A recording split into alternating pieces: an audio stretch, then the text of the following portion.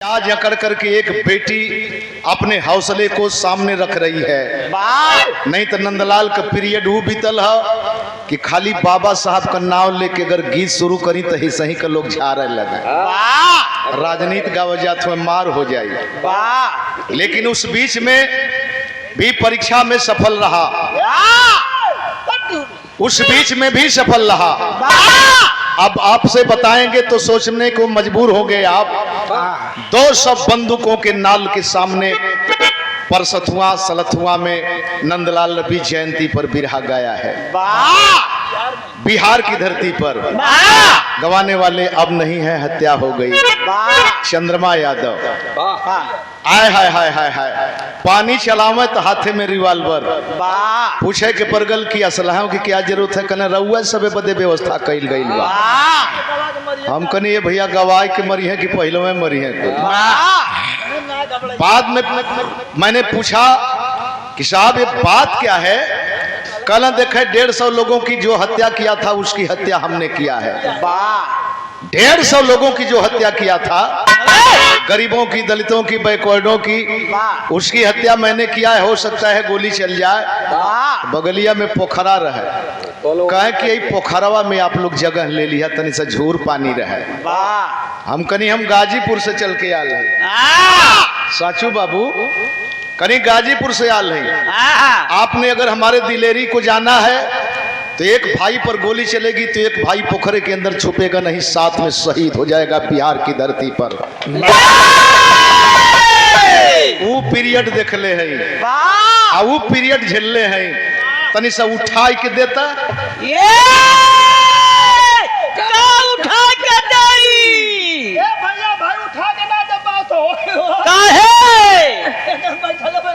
अच्छा तो बैठला बैठला जरूर कुछ अंडस में है, थका गल लरुआ गल है, अंडस में ऐसे गलवा कह के बैठा था। क्या बात है जी ला क्या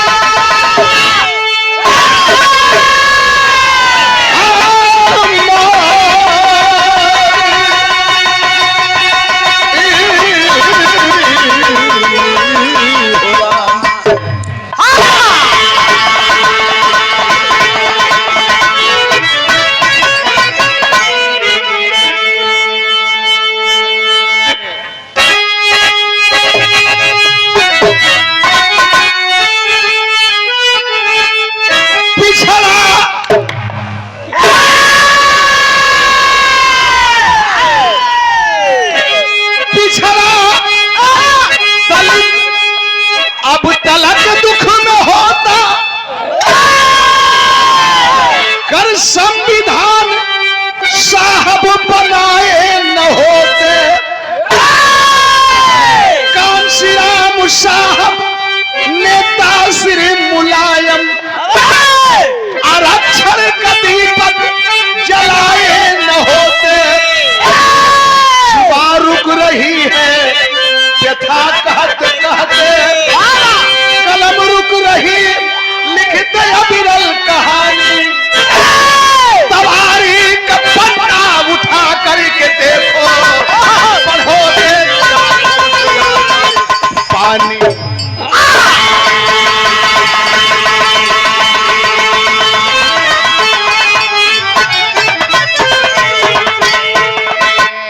माँ बहने बैठी है, हम बरियाई तो न करब, लेकिन आपके सम्मान की लकीर इस बिरहे के अंदर है। फुटकर दूठे हो नहीं 100 रुपया वीरेंद्र भैया बठना से वाह, देख ही समझदारी कहल जाले। फुटकर पूरा ना है तो जितना देवे के उतना बोल दा। सोनभद्र में गावत थी शशि मास्टर,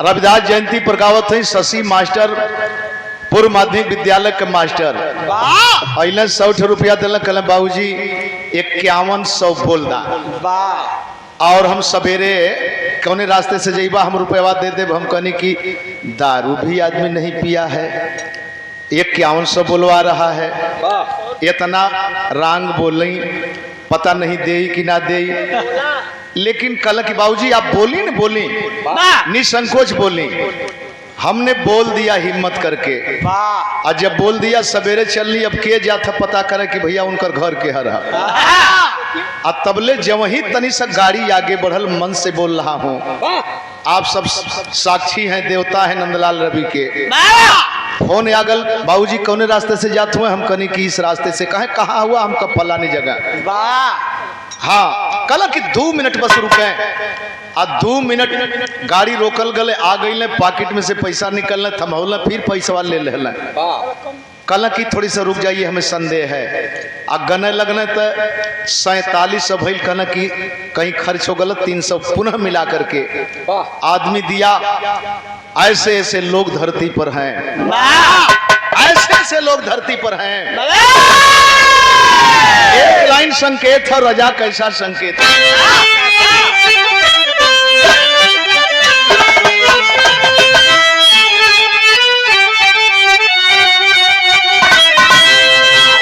अरे मैंने सुना है मैं खाने का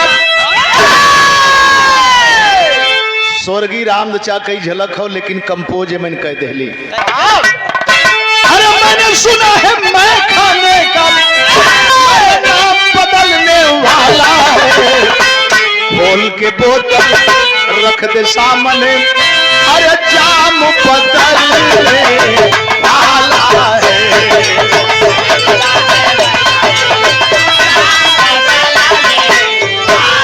खोल के बोतल रख दे सामने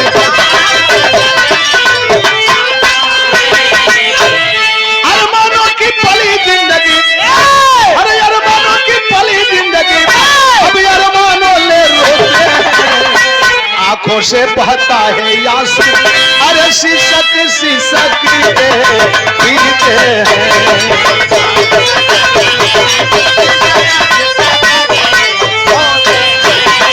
आंखों से बहता है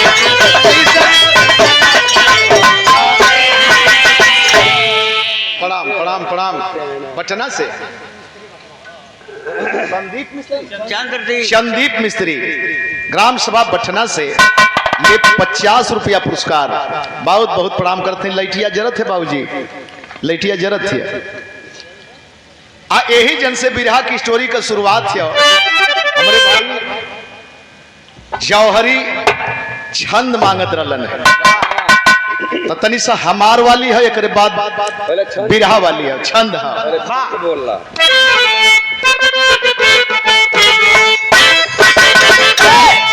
एकलव्य वीर का अंगूठा एकलव्य वीर का अंगूठा सीने में ये भी धसा है सीने में ये भी धसा है वो जात पात के अंतर में क्रांति की आई बेला क्रांति की आई बेला पिछड़ा गरीब ललकारा फांसी का फंदा चूमा अंग्रेजों को जब मारा पैसा थामला मनोज मास्टर साहब अरे अरे आपके पिताश्री तो देखें ये लगता है कहीं ना कहीं संगीत के कुछ न कुछ अंश आपके अंदर है अंत सबही के अंदर होला 100 रुपया पुरस्कार और एजेंट से तनी सब उठा दा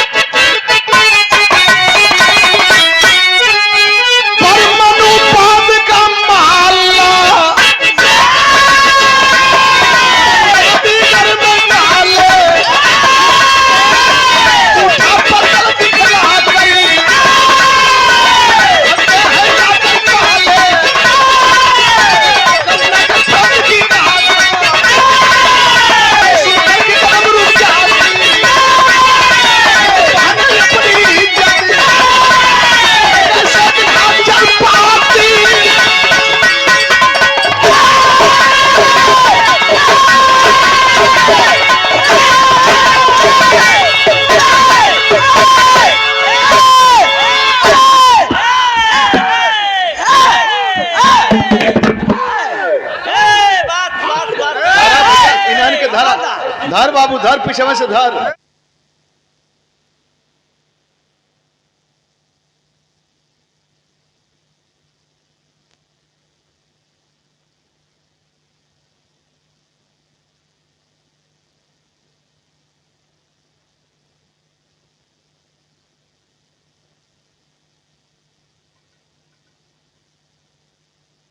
वही तो रोज रोज मिल ही के संगे।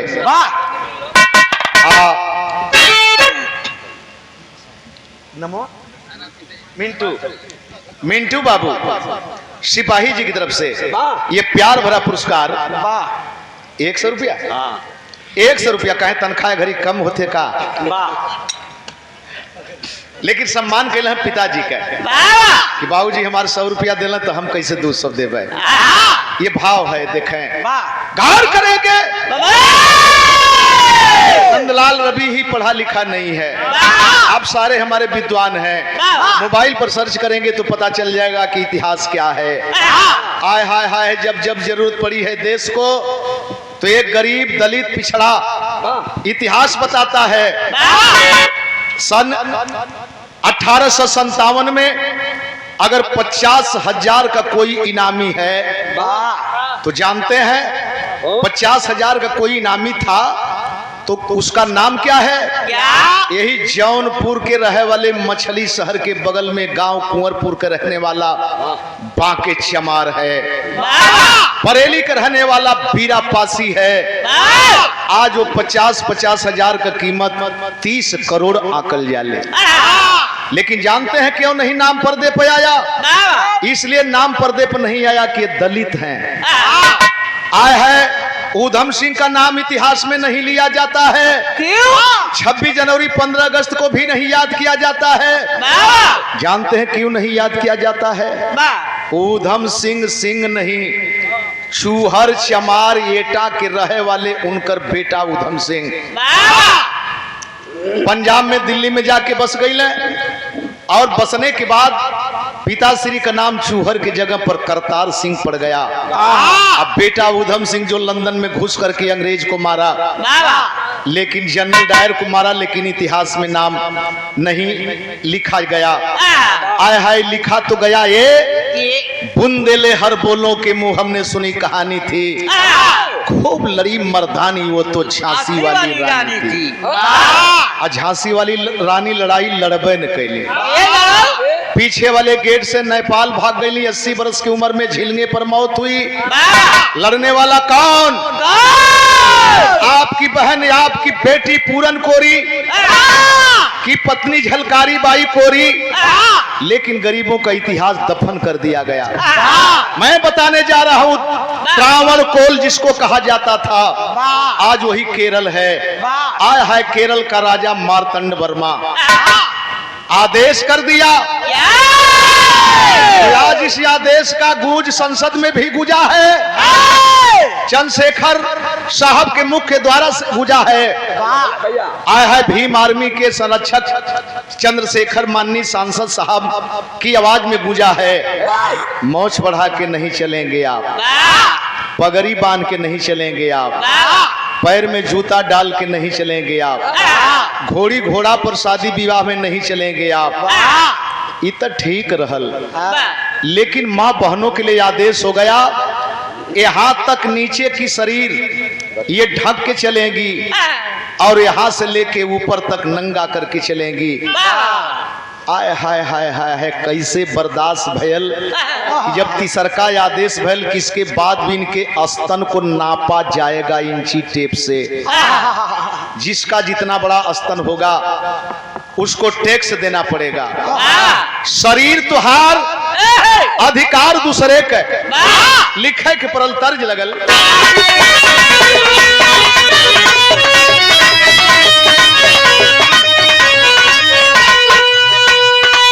अजब रूप तुहार,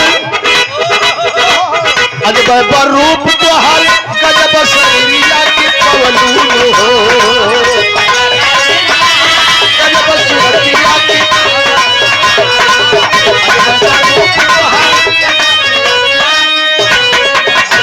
गोरी हमहू के पागल बनवलून हो।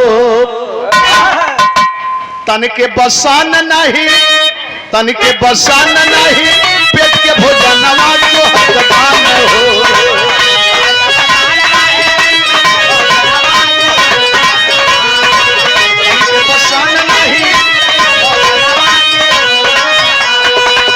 तन के बसन नहीं, पेट के भोजनवा जो हकदान हो।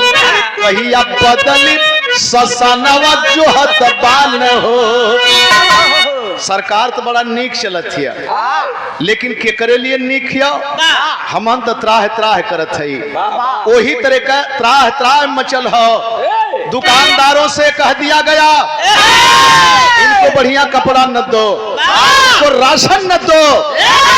अरे तनवा उघार चलनी डहरिया, तताई देखी देखी के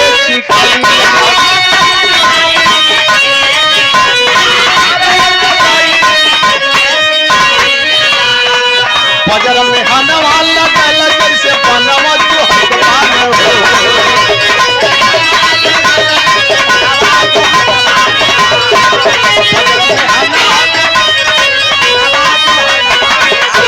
कहिया बदली ससनवा जो हकदान हो। हाय हाय मचल है। पढ़ा लिखा हुआ आप लोग। मैंने बताया कि नंदलाल रवि ही विद्वान नहीं है, लेकिन इतना तो जरूर है कि बिरहा लिखले के बावजूद भी सर्च कैल जाला। भैया हो ध्यान देंगे, बड़ा अध्ययन कैल जाला। इतने ना त्राण मचल है, चारों तरफ हाहाकार मचा हुआ है। भगवान कहिया इस शासन से मुक्ति मिली, कहिया ये सत्ता से मुक्ति मिली।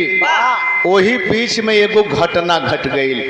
कैसन घटना घटल?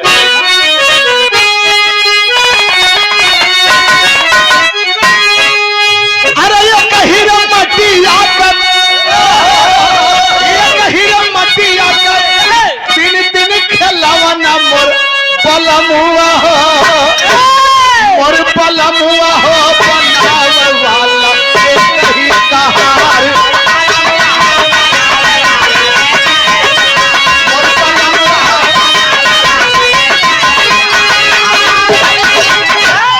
जानते हैं लोग कहते हैं कि मालिक एक है, हम मालिक के संतान हैं।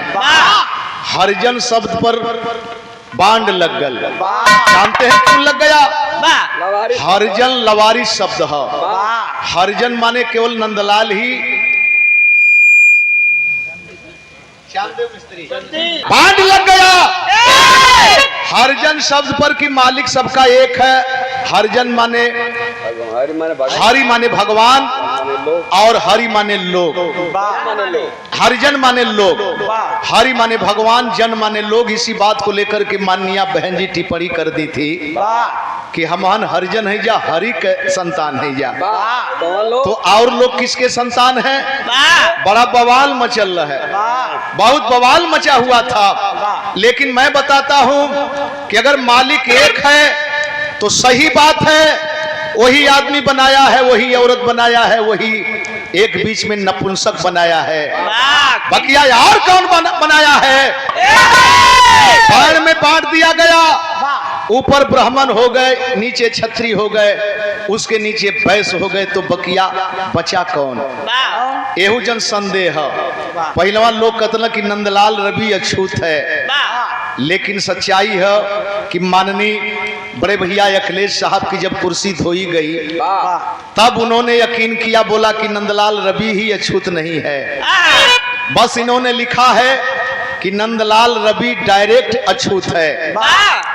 तो माननीय रामचंद्र यादव सह अछूत, यानी वह भी अछूत है, तनि सा अंतर देके। कुशवाहा भी अछूत है, लेकिन सह अछूत है। और यही मेहमान कई हजार टुकड़ा में बट गल। हम तो से भारी है, तू हमसे भारी हुआ। हे जैन का भयल।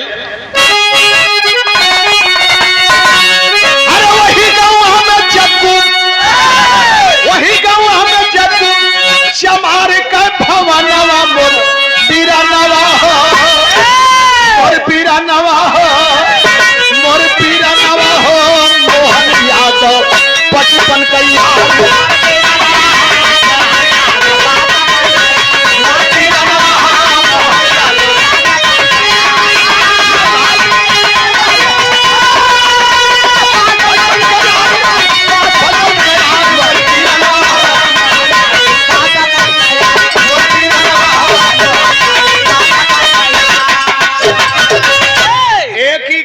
दोनों रहने वाले, एक तरफ मोहन यादव, एक तरफ जग्गू चमार, लेकिन वहां दलित समाज को यहेजा कहा जाता है, बैकवर्ड समाज को नाडर कहा जाता है।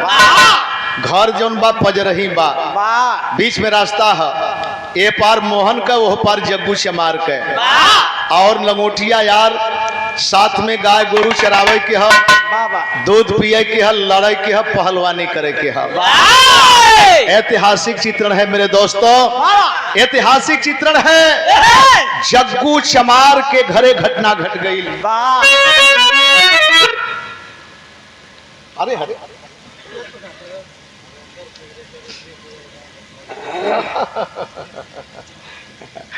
हरेंद्र सेक्रेटरी 20,000 गांव में खर्चा कैलन। आप उस लायक हैं। हम तो कामना करेंगे बाबा साहब से कि आप 20,000 ना 20 लाख खर्च करने लायक बने। ये 22 रुपए का पुरस्कार, जोरदार सम्मान में ताली बजा के स्वागत करें ऐसे मसीहा का। हाँ, होता क्या है, अरे नांगेली बहिन चलली तनवा के धाकी के, नांगेली बहिन चलली तनवा के धाकी के, लगल खबर अतताई नीच साफ के।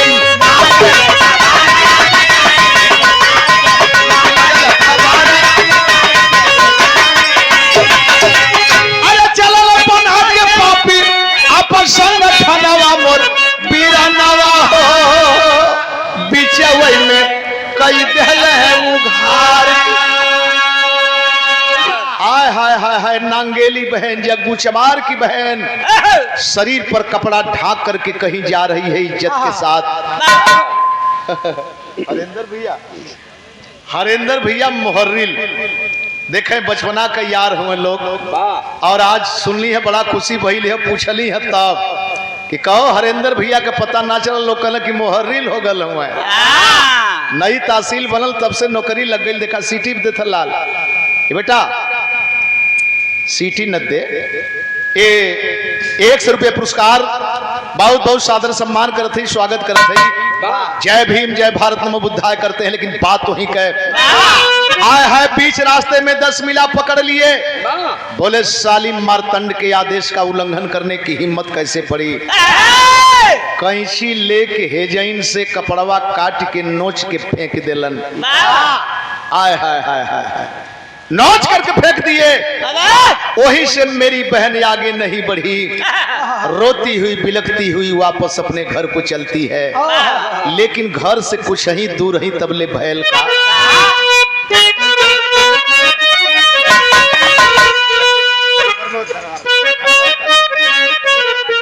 प्रमोद भैया धरवार कला, और एक फोटो ले ला भाई, ले ला लेला लेला लेला लेला। ये चौथा बेर है हम बठना में, पता नहीं 5वां बेर में वक्त कहाँ लेके जाई। लेकिन पहनाइए पहनाइए, आप बहन है, भाई को पहनाने में संकोच मत कीजिए। धन्यवाद। अरे वाह, चलो ठीक है ठीक है ठीक है। अच्छा अच्छा अच्छा अच्छा, क्षेत्र पंचायत, और ये 200 रुपया पुरस्कार भैया हमारे बतौलन है। आप तो नहीं कहीं अपने से कहल भी गवारा ना। जुझारू क्षेत्र पंचायत, संघर्षशील क्षेत्र पंचायत, ई कोनो बात होले, आदमी हर आदमी चुनाव लड़ेला, वो एको दिन ना गल हला, वहू के सामने लिखाला। तेमन कौन दिक्कत है भाई, एमन कौन दिक्कत है। इन्हीं के चुनाव में भागल हम गए रहले, इन्हीं के चुनाव में प्रधानी के चुनाव लड़ते रहे, वही लॉकडाउनवा में कहले कि मत लिया जा, कोनो काम होई ना। कहले कि नाही गुरुजी, ना चलबा तो दिक्कत हो जाई। का करी, अपने के चलते गाड़ी दौड़ाई के गईली। जब वो जन गईली तो एसडीएम साहब रोक दिल। गलती कैला, गाड़ी दौड़ावे के ना चाहत रहे। हाँ, तो के दौड़ावे के चाहत रहे। गाड़ी एसडीएम साहब किन गईली। और जब वो नाम सुनली, साहिबा रहली। कहले करे नंदलाल इतने बड़े कलाकार हैं, उनको पता नहीं था, हम कहीं लज्जित भैली हम हूँ। लेकिन सम्मान कैली। कहले कि एक आध गीत गवा करके छोड़ दीजिए। तो गीत गाया गया। संघर्ष किया जाता है, कोई पेट में से पैदा होके ना आयल हो, यही जन लिखाला, यही जन पढ़ावल जला, यही जन कुल कैल जला। ऐसे ईर्ष्या मत रखली, नहीं तो लोग कहे कि मनुवादी न हो के अंदर हो।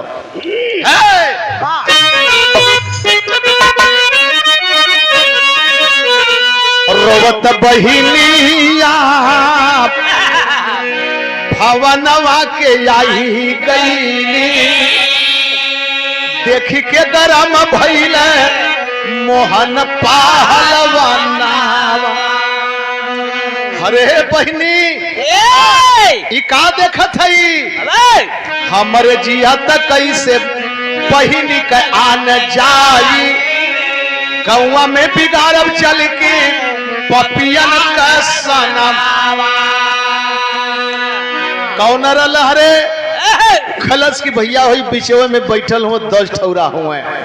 द्रौपदी का लाजिया, द्रौपदी का लाजिया बचावे खातिर रानावा में लेके लाठी चली भइल शेरे गाँव चावना।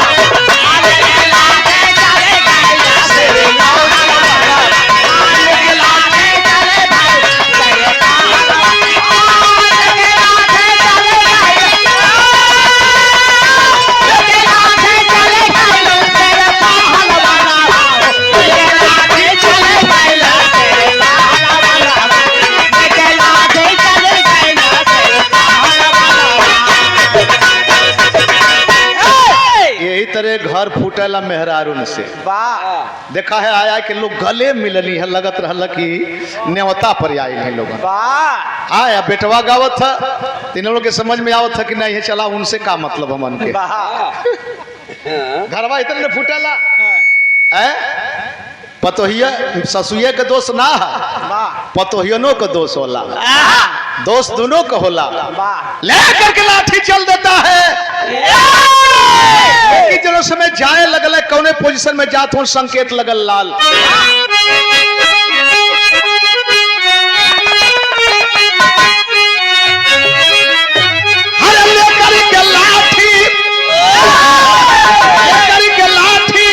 चला है पखेला, अरे सिरवा बंधले का खानवा लगी बारिश से ला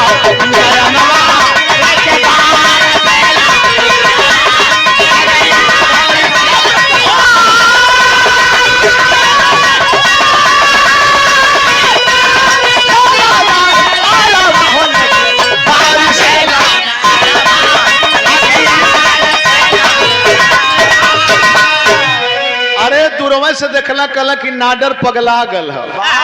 मोहन नाडर पगला गल है, पहलवान है न, आवत है गतरे गतरे पकड़ला, अब बुरी तरह से मार के घायल कर दा ताकि पहलवानी बिगड़ जाओ। लेकिन जब नजदीके गई पकड़ल चहल सब, शरीर नाच गई। मारी मारी पपियन के कैला न बोल हो, अरे पूरे गाँव में मचल दावा टोल हो।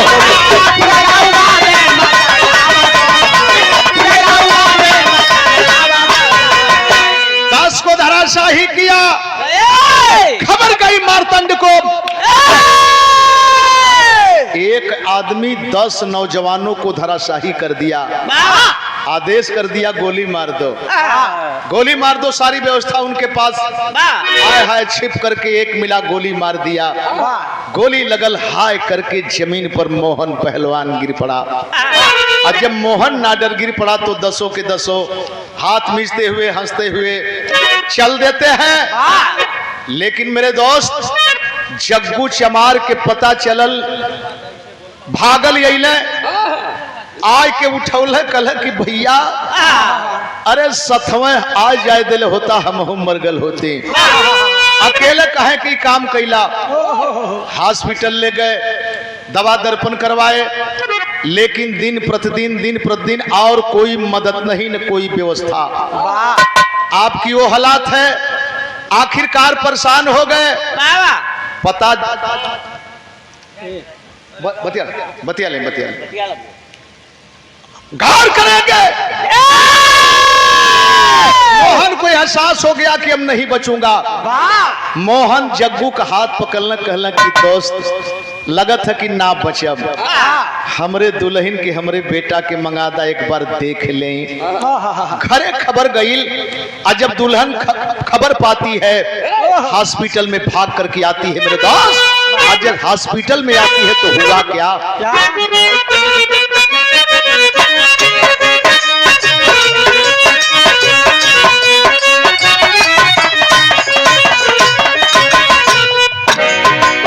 पवली खबर आइली प्रमिला गुजरिया हो, प्रमिला गुजरिया ई का हो गईल कर तार जी।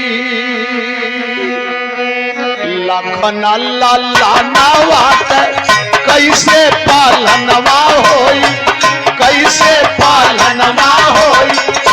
इनहू के दी है पापी मार जी। नहीं स्वामी, हमको छोड़ के मत जाओ स्वामी, छोड़ करके मत जाओ। हमारे कुल का एक ही चिराग बुझ जाएगा स्वामी, चिराग बुझ जाएगा। अरे जग्गू के बोला के कहले दिलवा के पतिया हो, टूटे न प्रीति का बोम हमरो संगतिया हो। टूटा न प्रीतिया हमरो संगतिया, टूटा न प्रीतिया हो हमरो संगतिया। हटिया बजरिया कब्बो, हटिया बजरिया कब्बो, कब्बो घुमाई दीहर, कब्बो घुमाई दीहर। यतना कहते स्वर्ग कैसी धार जी। मर गया मेरे देश का बहादुर मोहन पहलवान, मोहन पहलवान मर गया। लेकिन जग्गू का हाथ पकड़ के एक संकल्प दे दिया, जा रहा हूं मित्र, लेकिन हमार बीबी हमार बच्चा तोरे धर्म के पीछे। दम टूट गई। कफन दफन कैले, कफन दफन कैले के बाद 1 दिन 2 दिन 3 दिन 4 दिन 5 दिन, 5वां दिन का सूरज वही ना डूबल हुए। 10-20 लवंडे कर्मचारी अधिकारी भैया अरे संतोष बाबू धन्यवाद धन्यवाद धन्यवाद। ग्राम सभा कबूतरी से संतोष बाबू बड़ा प्यार है। इसमें ठेकेदारी ना चलत है का? चलत है। ये 100 रुपया पुरस्कार बहुत बहुत बधाई देते ही। लेकिन बात वही कर, हाँ आकाशी ठेकेदारी है, बहादुर अच्छी ठेकेदारी है, बढ़िया ठेकेदारी है, लेकिन रिक्स की काम है। आए हैं कर्मचारी अधिकारी आए और आते हैं तो जग्गू को एक पेड़ में बांध दिए। और जब अंदर पता चलता है जग्गू की बहन नांगेली को, नांगेली बाहर आती है। और जब बाहर आती है तो सब ठहाका लगा के हंस रहे हैं। साली इसी दोनों पहलवानों पर गरूर था ना, एक चला गया एक आज जाएगा, और इसके बाद एक इंची टेप से तेरा स्तन नापेंगे तब टैक्स लगाएंगे, ऐसे नहीं तुमसे टैक्स मांगते हैं। और जब ये बात कहले तब दलित बालिका गरज पड़ी। अरे तब दलित बालिका गरज पड़ी, पापी सुन ले अंजाम मेरा, सर कट सकता सर ना झुक सकता, यही सुनो पैगाम मेरा। इस यान के ऊपर मोहन जस, जिस यान के ऊपर मोहन जस देवता ने जान गवाया है, अरे क्या भूल म जाऊं मोहन भैया को, क्या सोच के पापी आया है। स्तन नापेगा, स्तन नापेगा, आ गई रोश में तब बाला, वही रोश में दबपाला हाथे में उठा कटारी है या नाप ले पापी स्तन मेरा अपने स्तन पर मारी है। कर्मचारी अधिकारी सारे तमाशा देखते रह गए। घरे में अंदर गई छुरी सब्जी काटे वाली उठौलस। आप सारे लोग गौर करेंगे, माँ बहनें भी हमारा ध्यान देंगी। आय है छुरी लेके समन्वय आ गई बहरे। कल स्तन नापोगे, स्तन नापोगे, नाप पाख इरादे वाले इस पाक शरीर पर हाथ नहीं लगा पाओगे। के सामने दोनों स्तन काट के केला के पतई में लिपेट के थमावे लगे। केला का पतई का है, हफ्ते हफ्ते में करिंदे निकलते थे। देखा माता जी ऐली फुआ फुआ माई एक न बा, लेकिन फुआ मन का है? अच्छा अच्छा, ये 100 रुपया 20 रुपया गोर लगत है, प्रणाम करत है। आ पतोहिया कुल चल गई नी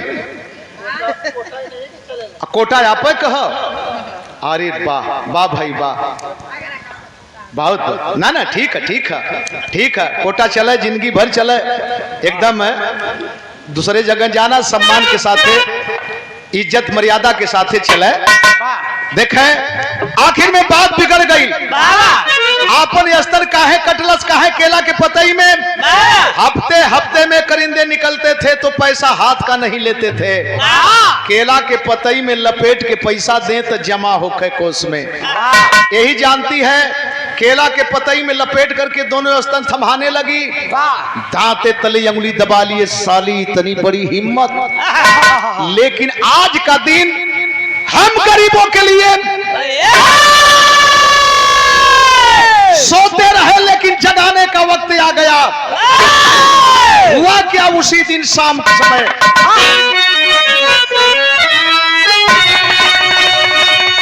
अरे दलित पाए कवाल जताबा, दलित पाए कवाल जताबा, थी गुलाब बजवल हो मनवा पागे, हो मनवा पागे भइले, हो मनवा पागे भइले, पतिया टीपू से हो मनवा पागे भइले।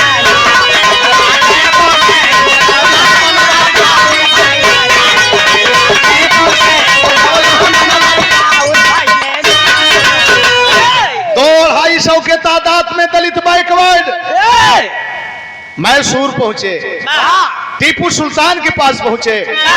पपिया मुदैया मिल के, पपिया मुदैया मिल के घरवा जरवल हो मनवा पागे, हो मनवा पागे भइले, कई स्तन पहिली के कटवल हो मनवा पागे भइले, स्तन पहिली के कटवल हो मनवा पागे भइले।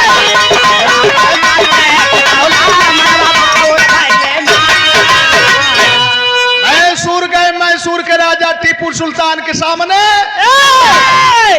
समर्पण कर गए। बोले साहब हम लोग मरने के लिए आए हैं, मरने का रास्ता बताइए साहब, मरने का रास्ता बताइए। बहुत लोग जिंदा हुए, यही स्टेमर घाट, गाजीपुर स्टेशन घाट, बाबू जगजीवन राम कभी आए थे। उन्होंने अपने नौजवानों को जगाते हुए कहा था कि अब तक मैं हरिजनों का नेता बन के रह गया, लेकिन अब जागने का वक्त आ गया है। जवानों, जीना है तो मरना सीखो, हक के लिए लड़ना सीखो। देर हो चुकी थी बाबा साहब के जाने के बाद। जानते हैं बाबा साहब ने ऐसे अंगुली दिखाया और बाबू जगजीवन राम ने उसको ऐसे कर दिया। अब इस शून्य को कौन भरेगा? मुझसे बहुत बड़ी गलती हो गई कि मैं बाबा साहब का साथ कहीं नहीं दिया। हमारी फौज आखिरकार टीपू सुल्तान जब इस बात को सुने कि जिल्लत की जिंदगी से बेहतर इज्जत की मौत है साहब, और इस चीज को बाबा साहब ने अपने पीरियड में कहा था, 100 साल जिल्लत की जिंदगी से 100 दिन इज्जत की जिंदगी जी लेना, लेकिन जिल्लत की जिंदगी मत जीना। यही तो वहां के गरीब समाज के लोग टीपू सुल्तान के सामने समर्पण करते हुए बोले, साहब मरने का रास्ता बताइए, अब जिल्लत की जिंदगी नहीं जिएंगे। टीपू सुल्तान ने अपनी तलवार ऐसे किए, म्यान से तलवार खींचे, कल रास्ता बता रहा हूं, रास्ता बता रहा हूं। यहां में भाव लगल,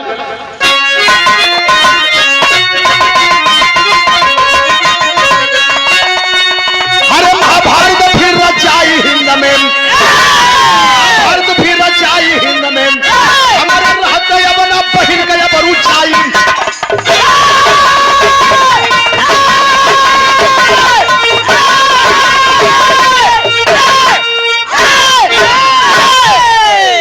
मानव जब एक यहाँ तो ऊंचा नीचा कैसा है? अरे तू ऊंचे बनते हो इसीलिए कि तेरे पास में पैसा है। हम यधम काम तेरा करते हैं, हम यधम काम तेरा करते हैं, तू हमको गंदा कहते हो। मंदिर पर बैठ ईश्वर का नाम ले, तू अपनी धंधा करते हो। सबका लहू जब लाल यहाँ, सबका लहू जब लाल यहाँ, कैसा ऊंचा नीचा है? गुलशन है उस मालिक का जो प्यार से उसने सींचा है। टीपू सुल्तान म्यान से तलवार निकाले और जवानों को संकल्पित करते हुए बोले कि जवानों, आज के बाद अगर किसी बहन बेटी के ऊपर कोई गलत निगाह डालता है, उसके खून से हमारी तलवार रंगी जाएगी। अब तुम बताओ इसमें कितना भागीदारी दोगे? जितना जवान गए कहे साहब मर जल जाई, लेकिन कदम पीछे ना हटावल जाई, मर जल जाई। और आदेश हो गया केवल मैसूर केरल के लिए ही नहीं, हैदराबाद जहां का राजा निजाम है, ये तीनों जगह के लिए आदेश हो गया टीपू सुल्तान का। और तीनों जगह दमन चक्र शुरू हो गए। पता चल गल कि किसी बहन बेटी के ऊपर कोई गलत निगाह डाला, कोई बात किया, जाय के रेल दे, मामला बिगड़े लगल। और जब रेल दे तो इतना ना हो भैया,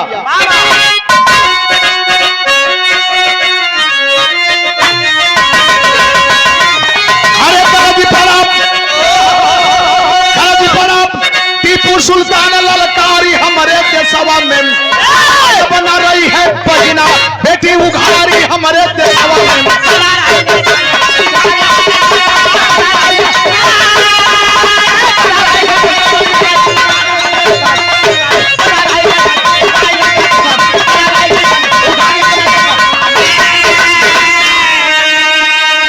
अरे उबल पड़े मनुवादी कर्म लेकर के हथियार हो, अपना सहन होगा कभी टीपू का व्यवहार हो।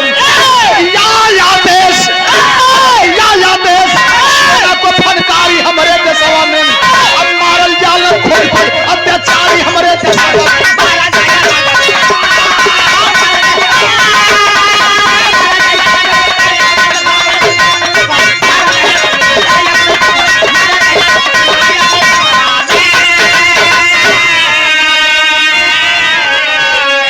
बाहू से खून खराबा हुआ, बाहू से खून खराबा हुआ। तीनों जगह टीम बना दी गई गरीबों की। हैदराबाद निजाम जहां है, केरल में मार्तंड जहां है, मैसूर में स्वयं टीपू सुल्तान है। और इतना ही नहीं, हमारे भारत में ब्रिटिश गवर्नमेंट के लोग ईस्ट इंडिया कंपनी के नाम पर देखें जगह जगह अपना पैर जमा लिए थे, लेकिन हिम्मत नहीं पड़ती थी। टीपू सुल्तान बहुत मजबूत स्तंभ है दक्षिणी छोर का, जो रॉकेट का स्वयं जन्मदाता है। जैसे डॉक्टर एपीजे अब्दुल कलाम साहब मिसाइल मैन कहे जाते हैं। रॉकेट के जाने के बाद तब मिसाइल की शुरुआत हुई, लेकिन मेरे दोस्त यतन ना, चारों तरफ हाहाकार मच गया।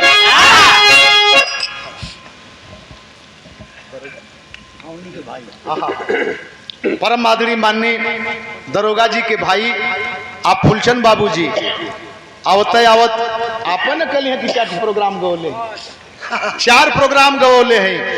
हम कनी कि हम तो बुझत रहे हैं कि पहले बेर जात है बठना में, लेकिन यादाश्त आप लोगों के काल है रहे तो लोग कहले कि 99 में हेजैन गवले हैं जा कहा 99 में। हम कनी भैया ई कुल गणना कैले के जरूरत ना है, अब वही हौसला बुलंद है, अब वही तो समझे में ना आवला कि के जवान है के बगल में सयान है के पुरान है। जवान मिलल तो जवान मतीन, तनी मला अधेड़ बूढ़ मिलने तो उनकी मतीन बूढ़ मतीन, उनके भाव में लइका मिलने तो लइकन मतीन। अभी सोम पकड़ल चाहत हूँ सब मेहरारू मिलनी तब मेहरारू के भाव में सट के, हाँ मेहरारू मतीन ना मेहरारू के भाव में सट के। ये 200 रुपए पुरस्कार जय भीम जय भारत में बुद्धाय करते हैं, लेकिन बात तो ही का अरे जब जब अत्याचार हो, अरे जब जब अत्याचार हो बढ़े लधारती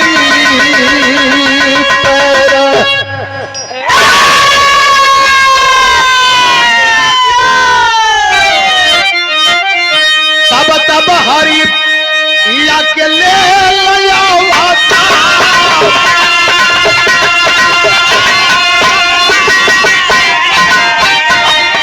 अंश के कन्हैया यौरी नाम रहा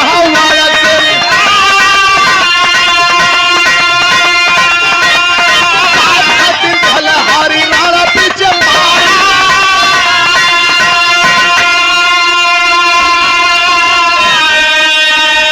अच्छा तो वो है न लोग लिखले हुए ये बात के जब जब होए धर्म कहानी महासुराभिमानी, जब जब होए धर्म कहानी बाढ़े महाअसुर अभिमानी।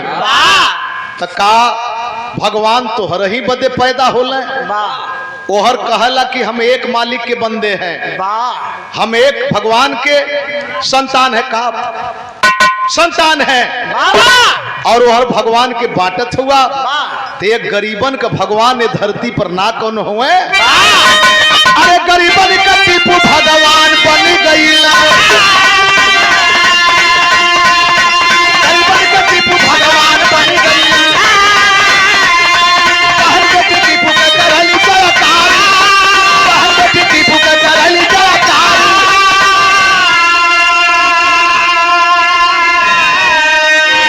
टीपू सुल्तान के नाम पर हमारी बहू बेटियां व्रत रहने लगी, जो हमारे मर्यादा का हमारे इज्जत का ख्याल किया, रक्षा किया। हमारा भगवान वही है, हमारा भगवान वही है।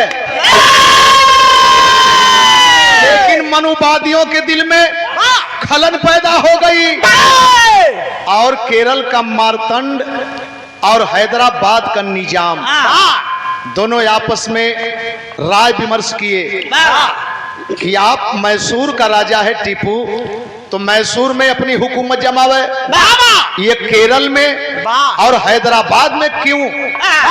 अब देखें होता क्या है, अंग्रेजों से मुखबिरी किए, अंग्रेजों से मुखबिरी किए, अभी देश हमारा गुलाम नहीं है। आय हाय होता क्या है, अरे जवाने गोरल के टीपू कई बेर भगवल, जवाने गोरल के टीपू कई बेर भगवल, की पापी की धोखला कम अल्लाह तक जवानवा शहीद होई गरीबन के झोपड़ी में फिर भयल अंधार।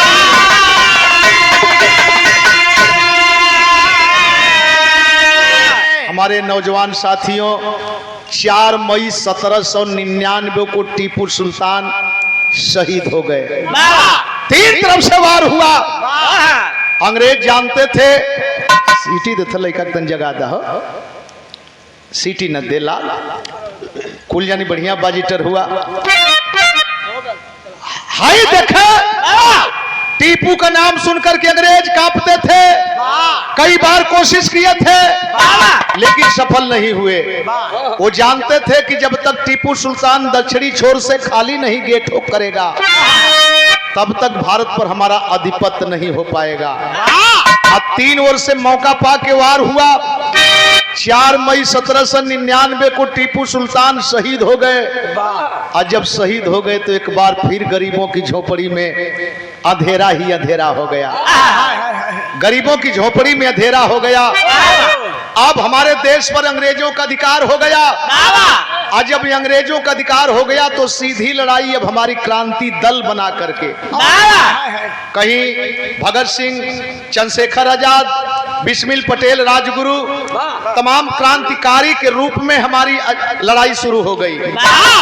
हमारी लड़ाई अंग्रेजों से हो गई और अंग्रेजों से लड़ते रहे। उसी बीच में होता क्या है,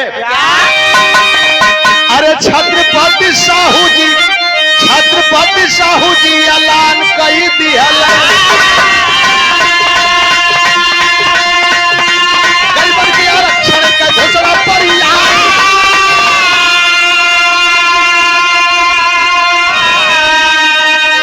कुर्मी समाज के थे, पटेल समाज के थे छत्रपति साहू जी महाराज, जिन्हें आरक्षण का जनक कहा जाता है।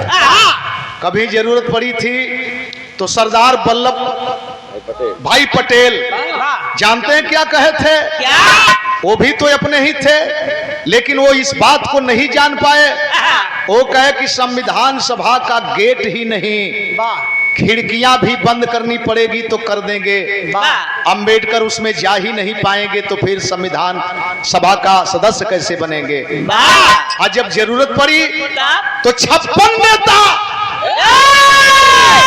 बाबा साहब के चौखट पर गए, नतमस्तक हुए और सबसे पहले सरदार पटेल ने कहा कि बाबा साहब आबरू बचा लीजिए, नहीं तो देश गुलाम का गुलाम ही रह जाएगा।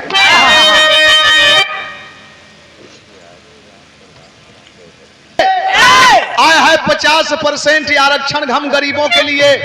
विद्यालय खुलवाए, हॉस्टल खुलवाए, दुकानदारी खुलवाए। अब खलबली मच गई कि बात तो बिगड़ गई। और इधर हमारी लड़ाई अंग्रेजों से चलती है। अंग्रेज इस मुकाम पर आ गए, हमें संविधान दिखा दो, कोई है भारत में चलाने वाला? संविधान दिखा दो, भारत को छोड़ देंगे। आया है जब संविधान की बात आई तो बाबा साहब को मौका मिला। जब बाबा साहब को मौका मिला, बाहर देवता इन्होंने किया क्या?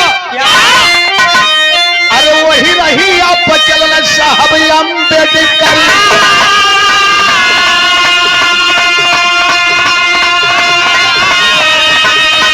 संविधान या भारत का तैयार, संविधान या भारत का तैयार।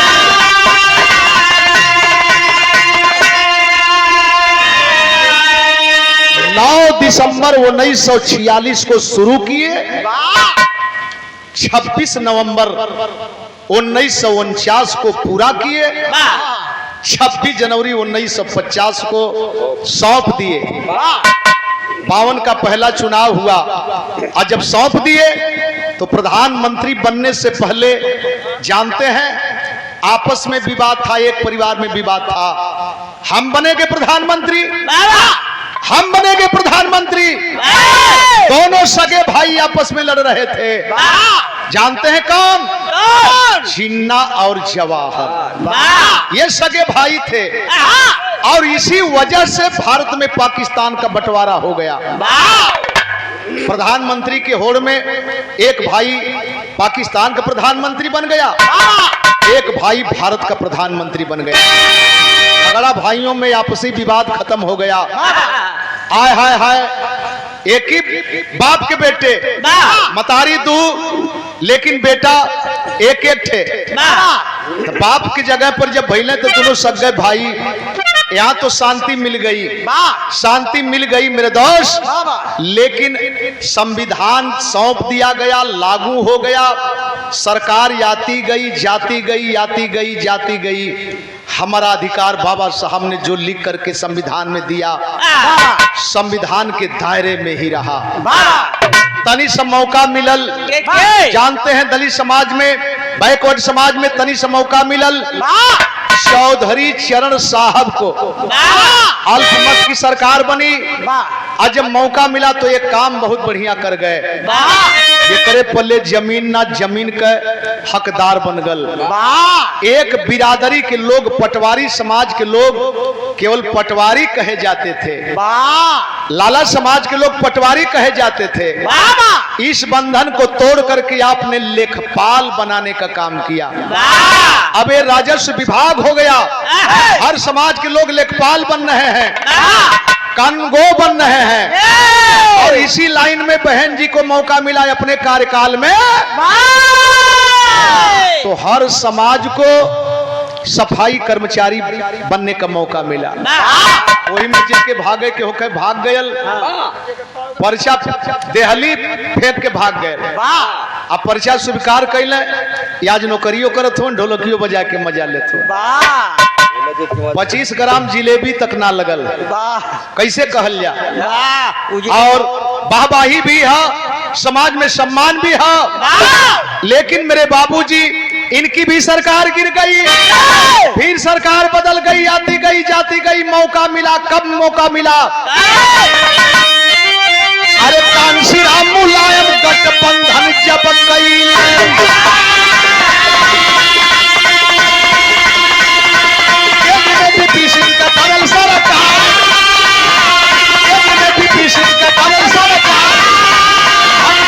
लागू भाई कैसा मैया चारों तरफ के सभा में नच रहा।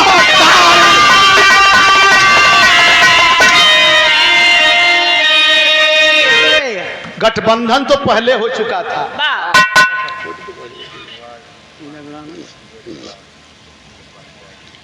अच्छा अच्छा, वार्ड नंबर 5 से कुबेरपाल जिला पंचायत के प्रबल दावेदार भैया की तरफ से 100 रुपया पुरस्कार। आप सबका आशीर्वाद लगे नंदलाल भैया। तनी सब पॉइंटली चीज है, बैठ जा लोगों, पॉइंटली चीज हम डरवा के ना बैठाई, लेकिन पॉइंटली चीज है। एक चीज दिमाग से उतर जाई तो आप पढ़े लिखे हैं, आपके दिमाग में होगा कि नहीं गवैया झूठे गावल। बड़ा अध्ययन करके नंदलाल तब समाज में चलने का काम करता है। आय हाय इतने ना, सरकार बनने से पहले गठबंधन हो चुका था और तीनों सांसद बहुजन समाज पार्टी के थे। वोट क्लब पर धरना दिए मान्यवर साहब और शर्तानुसार उनको समर्थन किया गया था। और मान्यवर साहब की मांग थी मंडल कमीशन लागू करो वरना कुर्सी खाली करो। मंडल कमीशन लागू हो गया। जो लोग प्रधानमंत्री बनने से पहले ये कहा करते थे राजा नहीं फकीर है देश की तकदीर है, आज जब मंडल कमीशन लागू हो गल तो वह लोग ये कहे लगले राजा नहीं रंक है देश का कलंक है। लेकिन लागू हो गया, सरकार गिर गई। यहाँ की बात यहाँ छोड़े, अब तनी से चले कई पीढ़ी के बाद आया है जग्गू चमार कौने पोजीशन में हुआ केरल में। अरे शेखर के बोला सैया पर जग्गू चमार हैं, अब मरने वाले हैं।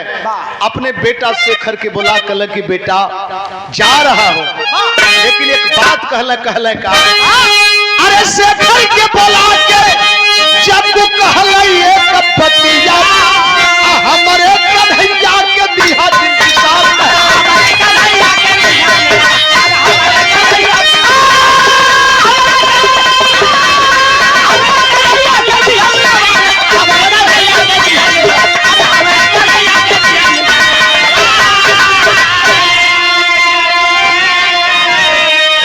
एगो फोटो मोहन का मढ़वाई के घरवा में रखले रहले और रोज नहा धो के दूठे अगरबत्ती जला के तब पानी पिए, अपन दोस्ती निभावे, वो मर्यादा निभावे।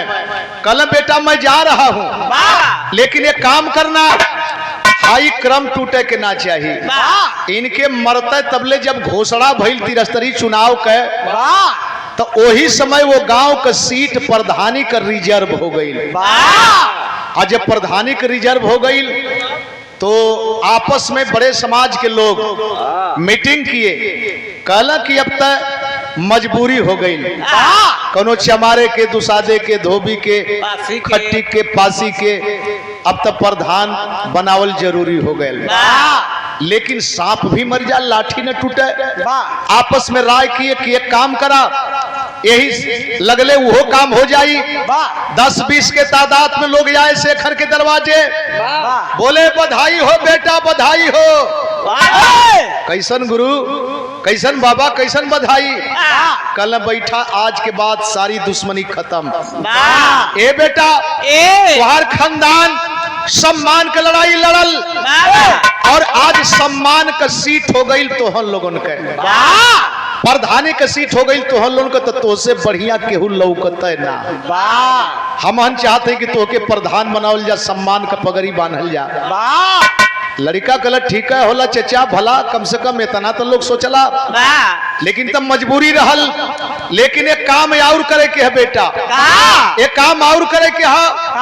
हाउ जोन घरवा में फोटोआ मोहन कर रखले हुआ, अकेले पूजा करबा, ओके लिया वादा 3 महीना का समय है। हम चल के संगमरमर का मूर्ति बनवाओल जी, वही के दिखाए के। आ जब तोहके अप्रैल में चुनाव जिता ले जाई, प्रधान बना ले जाई, तो तोहरा ही हाथे से अनावरण होई। यही तरह के जैसे अनावरण भइले मूर्ति आए है दरोगा जी के द्वारा, गौर करेंगे। लड़का खुश बा, लिया के फोटो दे देहलस, फोटो चल गल। लेकिन चुनाव अप्रैल में है, मार्च में होली है, काल रंग खेले के है, आज होलिका जलावे के है, मैल छोड़ा के हम दरिद्र जलावल जला। गौर करेंगे। और वही लोग टिकठी सजवल, और टिकठी पर कफन लगौल, माला फूल धैल, आ वही पर फोटो रखल, बाजा गाजा के साथे उठौल, राम नाम सत्य है सबकी यही गत है, चल के जला दहल जा होलिका में। न रही मोहना का फोटो, न कलेजा पर दाल दरी। आपके फोटो से इतनी बड़ी एलर्जी, और अभी भी आप एकता की राह खोज रहे हैं। गौर करेंगे, कोनो लड़का बतौलस, चचा शेखर चचा हे जैन बैठल हुआ मोहन बाबा का फोटो हुआ तो जलावे लोग जाते हुए। अरे जग्गू चमार का बेटा जब सुनलस, नौजवानन के लहलस, और जाके सामने गोजी लेके खड़ा हो गल, कलश के है तिवारी बाबा।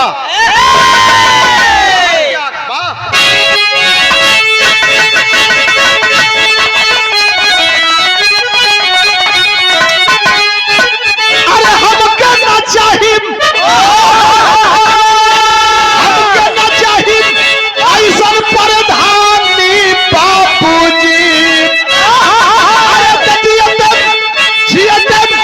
पूर्व नहीं पूर्व जल का पानी बापूजी।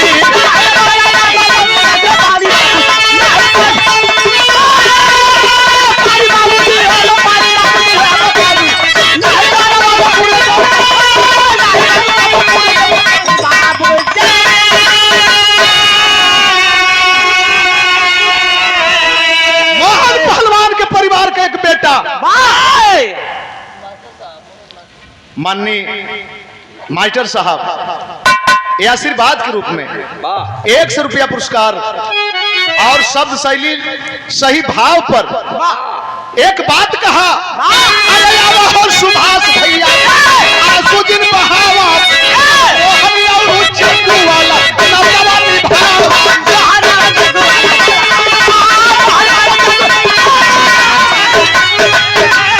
अरे कैसे जरिम आगे में निशानी बापूजी, बच गई लाठी, छोड़ के टिकठी उठी लोग चले पर रहा है। फोटो उठा के लियावल गल घरे, और जब लियावल गल घरे तो देखें चुनाव लड़ने लोग सब एकता की डोरी में बंधल। और चुनाव में मोहन के परिवार सुभाष यादव सारी शेखर को प्रधान लोग बनाए और प्रधान बना करके वो मूर्ति वही जन लगावल गई। जानते हैं केरल में मूर्ति लगाई गई, वो अनावरण हुआ। इतना ना एक बात और कहल, अरे टीपू सुल्तान यार स्वर्ग से चेतावे जब कोई और मोहन आगे रही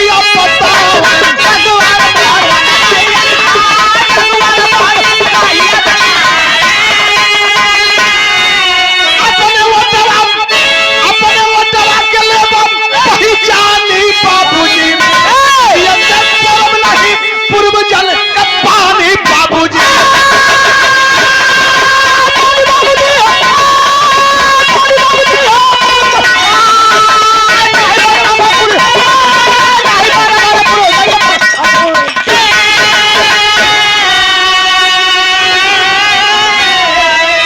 एक बात और हमहन के ध्यान में रखे के है, चुनाव आ जाला हमहन अपने घरे हैं दूसरे के दिक्कत होखे लगे ले और दिक्कत का फायदा उठावे बदे अहिया कहिए का नंदलाल सामाजिक आदमी हुआ। अरे बड़ा बढ़िया सीट आई है, मौका है, फायदा उठावा, हमन तोरे संगे है जा। अब वही नंदलाल सोचते हुए कि प्रधानी के चुनाव लड़ी कि ना लड़ी। आ तबले ब्रिजलाल किन वह गोल पहुंच गई। का हो ब्रिजलाल मर्दवा एमए बीए कह के आ तू बैठल हुआ नंदलाल सुनत है जा कि प्रधानी के चुनाव लड़े जाते हैं। वह आदमिया 300 वोट हमहन के पल्ले हो, चुनाव लड़ा हमन तोरे साथे है जा। अब ब्रिजलाल सबे रही जयरामी शुरू कर दे दादा जयराम जी की का बात है बेटा, कल प्रधानी के चुनाव लड़त है। आ तबले वो गोल पहुंचल छोटे लाल की। छोटे लाल से कलस की का हो, अरे मर्दवा हमन जोहत है जा। हाउ नंदलाल ब्रिजलाल चुनाव लड़त हुआ, तू लायक हो के आ तू बैठल हुआ तो से बढ़िया समझदार के हो। 350 वोट हमन कहो तोरे संगे हो, वोट बढ़त जात। अब हर ब्रिजलाल तैयार हुए और छोटे लाल तैयार हुए आ तबले नंदलाल तो बटले बाणे।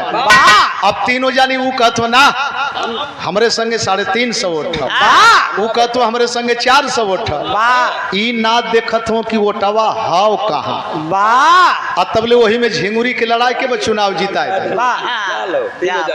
तीनों जानी गई और यही हालात हुआ है नंदलाल रवि के प्रमुखी में।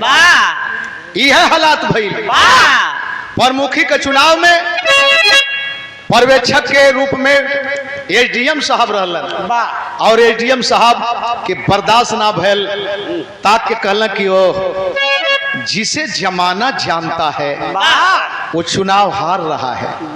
अजय के गांव सभा ना जानत थे वो प्रमुख बनत था। खलन देखिया दादा झिंगुरी दादा देखिया तो एहू पर विचार करे के है, इस पर भी विचार करना है कि आखिरकारी वोट आवत हो तो कहां से आवत हो।